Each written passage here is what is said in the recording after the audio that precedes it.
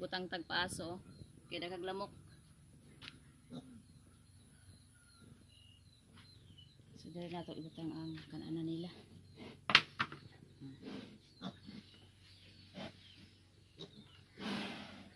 So, ayan lang na ito silang pakaon. Pero meron pa man lang tilaw.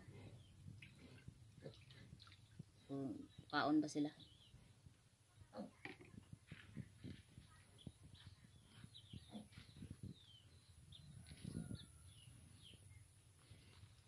Ito lang obserbahan kung kaon.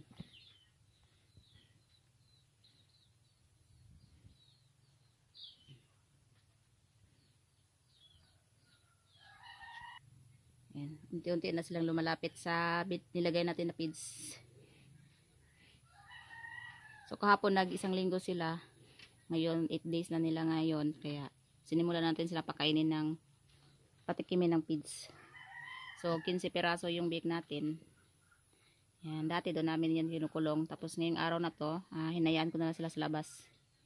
Tapos sabay natin na patikimin sila ng feeds. Ayan, unti-unti na silang lumalapit.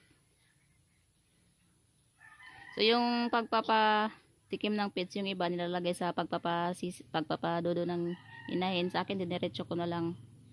Kasi napansin ko kahapon, dito yung may tubig-tubig dito, sinisip-sip nila, parang umiinom sila. So yan, lagay ko lang yan dyan. So unang araw pa lang naman, unang bisis ko pa lang maglagay. So nandito yung iba, oh. Iba nating biik. Yan, sinanay ko na yan sila na lusot-lusot dito sa kabilang kulungan, kasi dito naman talaga yan sila pagbuhalay natin. Dito natin yan sila ikukulong. Dito yung lusotan nila, oh. Yan.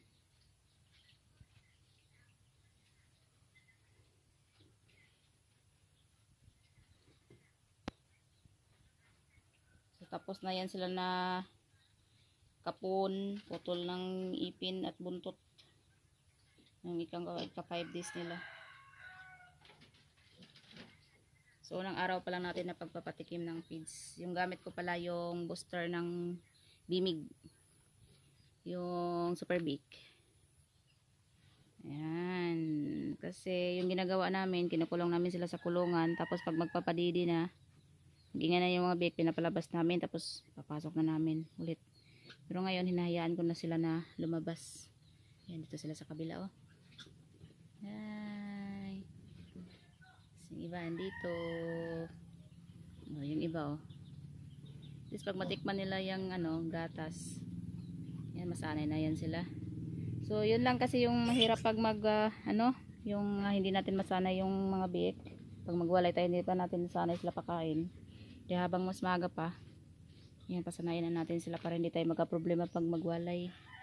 Tapos yung gamit naman natin dito ay yung gamit ko ay wheat feeding.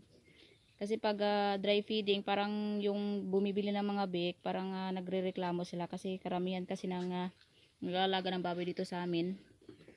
Wheat feeding yung gamit nila. So wala naman problema kung dry or wheat feeding. Pero nasa sa inyo na yan kung ano yung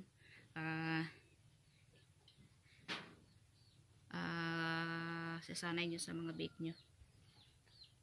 Pero sa akin, wheat feeding.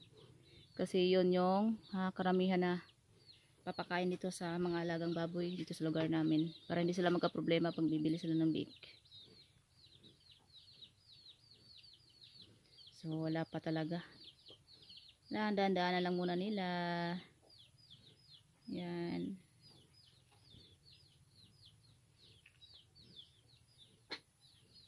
So laki ng kulungan nila. 2 kulungan yung sakop nila.